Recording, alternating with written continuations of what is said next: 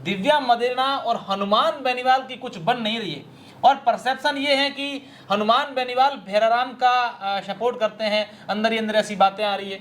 आप क्या सोचते हैं इन तमाम बातों को? मुख्यमंत्री उनका फोन नहीं उठाते, कलेक्टर उनकी बात नहीं मानते, विकास के अंदर वो कहती मेरी रोडें निरस्त हो गई, एक प्राइवेट हॉस्पिटल में बाहर ले जाकर के धरने पे बैठते हैं। दिव्या मदेरणा इस बार ट्रेंडिंग कर रही है आपके उस ओसिया विधानसभा क्षेत्र से। ओसिया की दिव्या, तमाम प्रकार के दावे किए जा रहे हैं कि हमने वहां पर विकास की गंगा बहा दी है और खूब सारे काम करवाए। ऐसे में लगता नहीं कि बड़ी चुनौती होगी ओसिया विधानसभा से इस बार भाजपा को? चेराई की बात करें तो परिवार के लोग आज भी यही कह रहे हैं, लगातार मीडिया से संपर्क कर रहे हैं, हम लोगों से भी बात कर रहे हैं कि हम लोग जिस समय हमारे साथ ऐसी घटना हुई तब कई नेता आए, हमें आश्वासन दिया आपके वो करेंगे, आपके ये करेंगे, लेकिन अब हमारी कोई सुध नहीं लेता है। हमारे घर पे जो मूल काम है, लाइट का कनेक्शन लेता है, कभी उसके पोल गिरा दिए जाते हैं, कभी हमें कौन परेशान करता है। हालात अभी भी वही हैं, जबकि हमारे घर में 4 लोगों की हत्या हो चुकी है। क्या नेताओं को इस बात की भनक नहीं है कि आप ओसिया विधानसभा क्षेत्र की अगर बात करें तो पिछले वर्ष 2018 की बात करें तो वहां पर भाजपा है वो पीछे रह गई, एक और कैंडिडेट जो है वो चुनावी मैदान में थे, और इस बार चर्चा ये भी चल रही है कि एक नेता और जो है वो भाजपा से तैयारी कर रहे हैं, भैराराम भी तैयारी कर रहे हैं, तमाम वहां पर लोग हैं। ऐसे में नारायण राम को क्यों लगता है कि पार्टी में विश्वास जता सकती है, और अगर टिकट दी तो फिर किस तरीके से आपकी पूरी रणनीति रहेगी कि विधानसभा क्षेत्र की जातिगत वोटों की? क्योंकि जब भी कोई चुनाव होते हैं तो उस क्षेत्र में और तमाम पूरे देश भर में जाति फैक्टर बड़ा महत्वपूर्ण रहता है, जाति फैक्टर काम करता है। लगता है कि तमाम दूसरी जातियां हैं, आप कह रहे हैं कि मैं इस बार भाजपा से तैयारी कर रहे हैं, कोई निर्दलीय भी चुनाव लड़ेंगे, राष्ट्रीय लोकतांत्रिक पार्टी इस बार पूरे प्रदेश में सक्रिय है, उस तरफ से अगर बात करें तो कांग्रेस से दिव्या मदेरणा ये दावे कर रहे हैं कि हमने इस बार जो है बाजी मारनी है। नमस्कार, मैं हूं अशोक शेरा और आप देख रहे हैं नेताजी ऑनलाइन। लगातार नेताजी ऑनलाइन के तहत हम अलग अलग विधानसभाओं से इस बार चुनावों को लेकर तैयारी कर रहे नेताओं से आपको मुलाकात करवाते हैं, तमाम सवालों के जवाब लेते हैं, और आज इसी क्रम में हमारे साथ एक ऐसे नेताजी हैं जो राजस्थान की सबसे हॉट सीट से विधानसभा की तैयारी कर रहे हैं। उसी विधानसभा से आप भाजपा से दावेदारी कर रहे हैं, जहां से भाजपा कांग्रेस से वर्तमान में विधायक हैं दिव्या मदेरणा। जी हां, ओसिया से तैयारी कर रहे हैं नारायण राम चौधरी, और नारायण राम चौधरी से आज तमाम प्रकार के सवाल पूछेंगे। ये भी पूछेंगे कि क्या ये ओसिया में दिव्या मदेरणा को टक्कर दे पाएंगे, क्या ये भैराराम चौधरी सहित तमाम जो दूसरे नेता इस बार तैयारी कर रहे हैं वो उनका साथ देंगे, क्या पार्टी इन पर विश्वास जताएगी, और अगर जताएगी तो क्या वहां की जनता इन पर भरोसा करेगी। सबसे पहले तो नारायण जी आपका स्वागत है हमारे इस विशेष शो में, और मेरा पहला सवाल, दिव्या मदेरणा इस बार ट्रेंडिंग कर रही है आपके उस ओसिया विधानसभा क्षेत्र से। ओसिया की दिव्या, तमाम प्रकार के दावे किए जा रहे हैं कि हमने वहां पर विकास की गंगा बहा दी है और खूब सारे काम करवाए। ऐसे में लगता नहीं कि बड़ी चुनौती होगी ओसिया विधानसभा से इस बार भाजपा को? देखो जी, ये जहाँ ट्रेंडिंग की आप बात कर रहे हैं, ये सब हवाई बातें हैं, ये दिखता जो है वो है नहीं। आप जो ये पूरे ऐसा दिख रहे हैं कि भाई एक हवा बना रखी है, बाकी धरातल पर की अगर हम बात करें कि मैं अभी ओसिया विधानसभा क्षेत्र में 81 ग्राम पंचायतों में जाकर के वहाँ बैठ करके मीटिंग करके आया हूँ। आज ओसियों की स्थिति ऐसी है कि नल में पानी नहीं है, लोग 1200 रुपए का टैंकर डलवा रहे हैं, स्कूल में मास्टर नहीं है, और हॉस्पिटल के अंदर डॉक्टर नहीं है, समय पर आते नहीं हैं, और रोडें टूटी पड़ी है।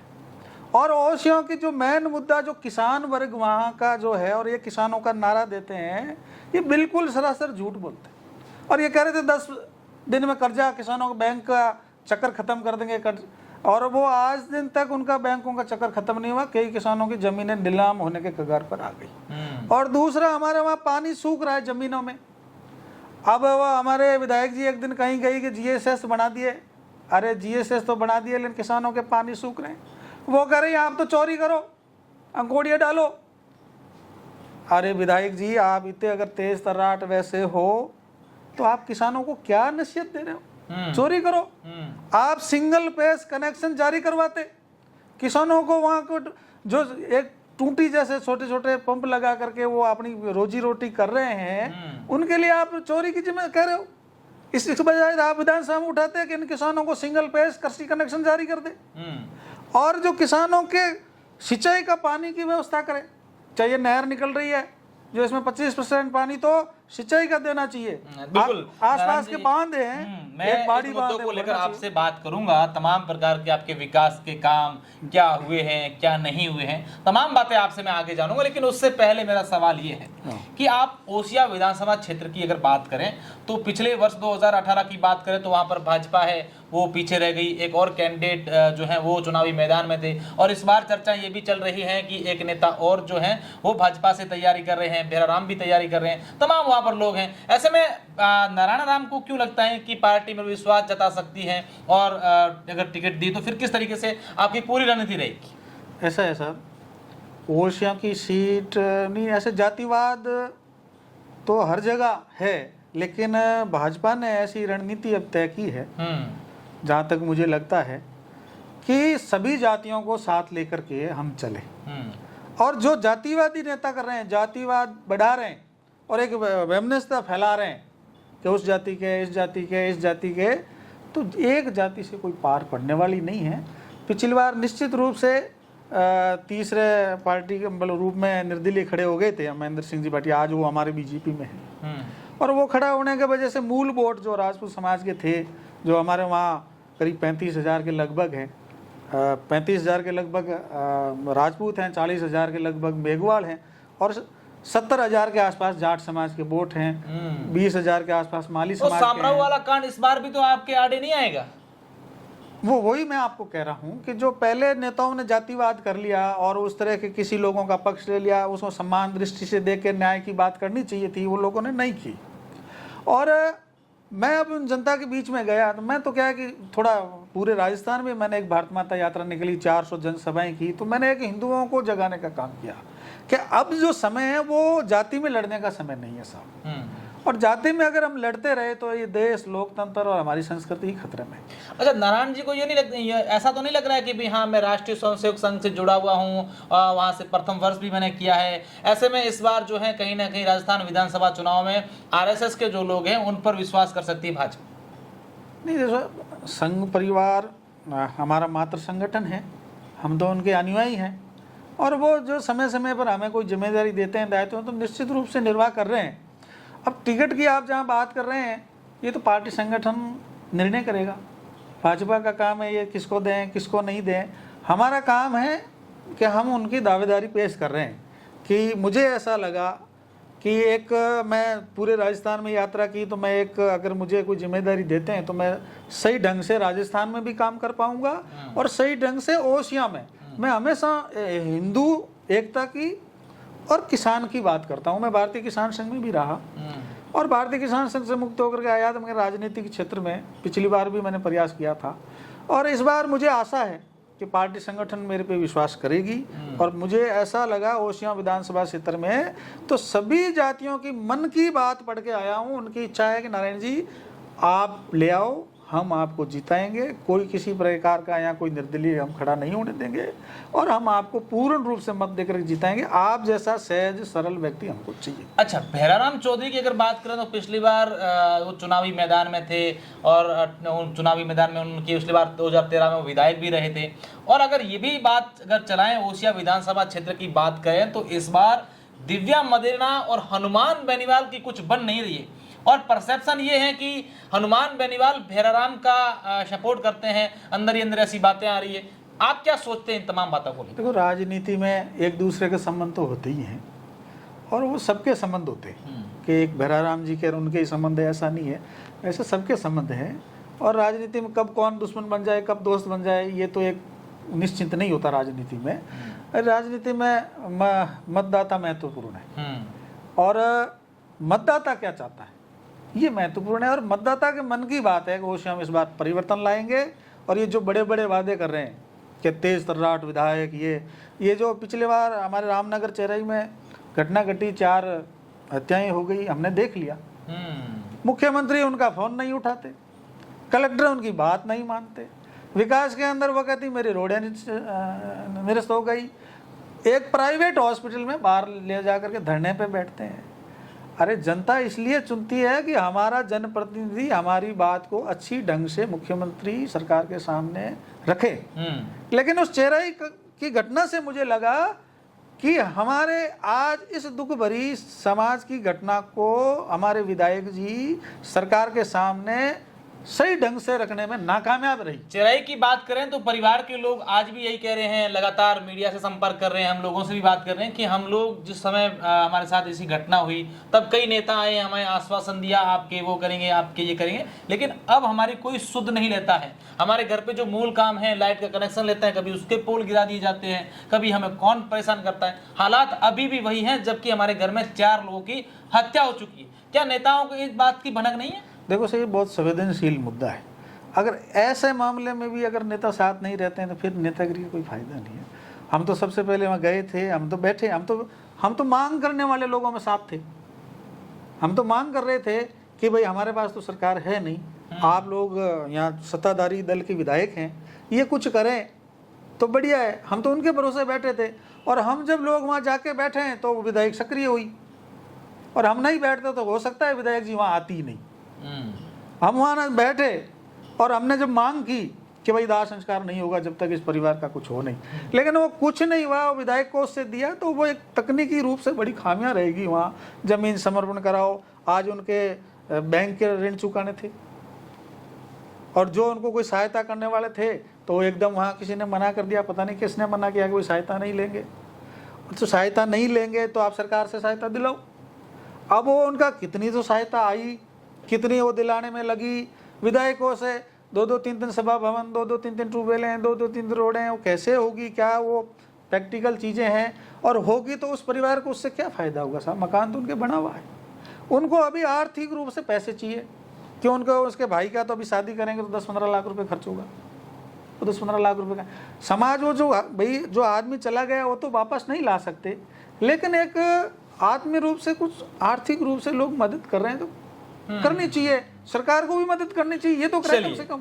अब बात अपन करेंगे आपके विधानसभा क्षेत्र की जातिगत वोटों की, क्योंकि जब भी कोई चुनाव होते हैं तो उस क्षेत्र में और तमाम पूरे देश में जाति फैक्टर बड़ा महत्वपूर्ण रहता है, जाति फैक्टर काम करता है। लगता है कि तमाम दूसरी जातियां हैं, आप कह रहे हैं कि मैं इस बार भाजपा से तैयारी कर रहे हैं, कोई निर्दलीय भी चुनाव लड़ेंगे, राष्ट्रीय लोकतांत्रिक पार्टी इस बार पूरे प्रदेश में सक्रिय है, उस तरफ से अगर बात करें तो कांग्रेस से दिव्या मदेरणा ये दावे कर रहे हैं कि हमने इस बार जो है बाजी मारनी है। निश्चित रूप से जातियों की चुनाव समर में चलती है, और ओसियां विधानसभा क्षेत्र में जाट समाज के 17,000 मतदाता हैं, और मुझे पूर्ण विश्वास है कि जैसे मुझे भाजपा संगठन विश्वास करता है तो मेरा ग्राम पंचायत 5 लाख खुर्द, और आगे मेरी मूल ग्राम पंचायत भेड़ तो 5-5, 6,000 वोट दोनों पंचायतों में, 10-12 हज़ार वोट तो मेरी गिनती शुरू वहाँ मेरे पर्सनल व्यक्तिगत से भी है, और समाज के वोट तो मिलेंगे ही मिलेंगे। इसके अलावा मैं जब 5 लाख ग्राम पंचायत का सरपंच का चुनाव लड़ा तो मुझे 36 ही काम, वहाँ मेरा एक ही घर था मेरी बिरादरी का। हालांकि मैं ज़्यादा जातियों में नहीं कर हिंदूवाद की बात करता हूँ, लेकिन ये राजनीतिक क्षेत्र में ऐसा होता है इसलिए आपसे चर्चा कर रहा हूँ। तो वहाँ मेरे को 36 ही कौम ने मतदान देकर विश्वास किया। आज 5 लाख ग्राम पंचायत में चाहे मेघवाल समाज, वहाँ सबसे ज़्यादा वोट है मेघवाल समाज के, और उन मेघवाल समाज ने मेरे को लगभग 100% मतदान किया, राजपूत समाज ने किया। और मेरी 2003 से 8 तक मैं जब 3 में मांग रहा था टिनी मिला, मेरी बात सुनवाई होती थी पार्टी संगठन में, सत्ता में। तब मैंने वहाँ ओसियां विधानसभा क्षेत्र में करीब 200 सार्वजनिक नलकूप करवाए। उस टाइम सामरलाल जी जाट कैबिनेट मंत्री थे, और मेरी अच्छी ट्यूनिंग थी उनसे, और सब मंत्रियों से अच्छी थी। मानते नारायण जी ईमानदार आज भी हैं, आज भी मेरी सबसे अच्छी है, कोई दिक्कत नहीं है। तो वो की, उसके बाद ओसियों को पेयजल जोड़ने वाली स्कीम थी, तो मैंने चर्चा की हमने कि भाई ये नहर यहाँ से जा रही है, और वो ये इतनी ट्यूबवेलें खुदवा रहे हैं लोग, तो साहब इसको जोड़ दो। अच्छा, नारायण जी को क्या लगता है आज सबसे मुद्दा क्या गर्म है कि हम लोग जब चुनावी मैदान में जाएंगे तब लोग यही पूछेंगे भाई उसका क्या हुआ, या नारायण जी को लगता है कि भी मैं अगर विधायक बन जाता हूं तो सबसे पहले ओसिया की जनता के लिए ये काम मैं कर रहा हूँ? देखो साहब, सबसे ओसियों के मूलभूत है, किसान के खेत का पानी सूख रहा है और लोग बेरोजगार हो रहे हैं। पढ़ाई का वहाँ कोई इतना तकनीकी रूप से कोई विद्यालय में मास्टर नहीं, टीचर नहीं, और कोई इन्वेस्टमेंट नहीं, कोई उद्योग नहीं। और जो किसानों का पानी सूख जाएगा तो किसान वहाँ से पलायन कर जाएंगे। तो हमारा सबसे बड़ा वो रहेगा कि हमारा किसान कैसे मजबूत हो, किसान का बेटा मजबूत कैसे हो, उसको सिंगल फेस ट्रांसफ़र मिले, सिंगल फेस कनेक्शन मिले, उसके खेत में पानी पहुँचे, ओसियां पर्यटन नगरी बने ताकि पर्यटन बाहर से आए, ग्रामीण पर्यटन का विकास हो ताकि लोग आए तो इन्वेस्टमेंट आए। और कई जगह अब बहुत सारी जगह नगर पालिकाएँ बन गई, तिवरी में नगर पालिका नहीं है साहब। अरे तुम इतने बड़े विधायक होने का दावा करती हो तो कम से कम तिवरी को नगर पालिका दे देते, मधानिया को नगर पालिका दे देते, ओसियां को नगर पालिका दे देते। लेकिन जो मूल बाकी तो अब कोई भी सरपंच हो चाहे विधायक हो, रूटीन का जो काम है वो तो होना ही है साहब। मास्टरों को 2 ट्रांसफर इधर कर दिए, 1-2 कर्मान्वित कर दिया, वो कोई काम में काम नहीं। मेरा आपसे ये भी सवाल रहेगा, हालांकि आपकी पार्टी की का भी नहीं है, आपके संगठन से भी जुड़ा हुआ नहीं है, लेकिन कहीं ना कहीं जब ओसियां की बात करते तो ये सवाल बनता भी है। दिव्या मदेरणा की मुख्यमंत्री अशोक गहलोत से बात करें या फिर बद्रीराम परिवार से बात करें, कुछ अनबन सी चल रही है, ऐसी राजनीतिक गलियारों में चर्चाएं हैं। क्या इसका फायदा इस बार बीजेपी को मिलेगा?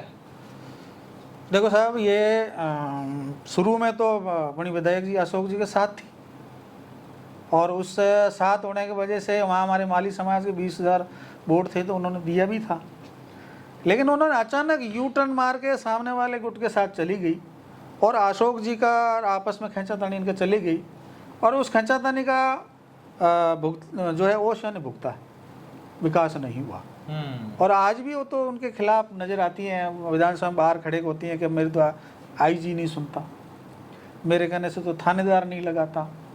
ऐसी स्थिति में और एक मुख्यमंत्री के आप खिलाफ बोल रहे हो, एक आप जो उनके समाज के लोग आपको वोट देते हैं आप उनके खिलाफ बोल रहे हो, और एक जो विकास का काम देते हैं आप उनके खिलाफ बोल रहे हो, तो फिर विकास कहाँ हुआ साहब? फिर आप किसका भला कर पाओगे? तो ये फ़ायदा उनको कुछ नहीं होने वाला है। और ये मैं निश्चित रूप से कहता हूँ कि ओसियां में मुझे अगर विश्वास पार्टी जिता देगी तो मैं कह रहा हूँ मुझे हर जाति भाई मुझे मतदान बहुत ज़्यादा होगा। आप देखना चाहिए, माली समाज हो, विष्णुई समाज हो, मेघवाल समाज हो, राजपूत समाज हो, राजपुरोहित समाज हो, भील समाज, निश्चित रूप से सभी समाजों का बिल्कुल सपोर्ट। मेरा आखिरी सवाल है आपसे, नारायण राम चौधरी अपनी जीत को लेकर कितने आश्वस्त हैं? मैं साहब पूर्ण रूप से आश्वस्त हूँ। और इस बार जो पिछली बार जो से कह रहे हैं तीसरा निर्दलीय लड़ लिया, ये लड़ लिया, लेकिन अब मुझे जब मैं चर्चा की है तो बोला हम टिकट मांग सकते हैं। जैसे राजपूत समाज में 4-5 जन टिकट मांग रहे हैं, शंभू सिंह जी खेतासर मांग रहे हैं, महेंद्र सिंह जी भाटी मांग रहे हैं, त्रिभुवन सिंह जी मांग रहे हैं, भोपाल सिंह जी प्रताप सिंह जी भेड़ मांग रहे हैं। इस तरह 4-5 जन मांग रहा है और 4-5 हमारे इधर समाज से भी मांग रहे हैं और भी मांग रहे हैं। टिकट मांगना कोई दिक्कत नहीं, कार्यकर्ता का हक है और सब में टिकट मांगे। लेकिन बाद में ये सबकी एक राय है कि जिस कार्यकर्ता को पार्टी टिकट दे देगी हम सब मिल करके उसको जिताएंगे। आप मेरे को दे देगी तो पार्टी मेरे साथ है, और अगर सामने वाले को भी दे देगी तो हम उनके साथ रह करके निश्चित रूप से ओसियां विधानसभा क्षेत्र से भाजपा विजय होगी। निश्चित रूप से नारायण राम चौधरी का ऐसा दावा है कि इस बार ओसियां में हम लोग कमल खिलाएंगे। लेकिन देखने वाली बात होगी कि विधानसभा चुनाव 2023 में ओसियां की जनता किसके सर पर विधायक का ताज रखती है। बहुत बहुत शुक्रिया, धन्यवाद।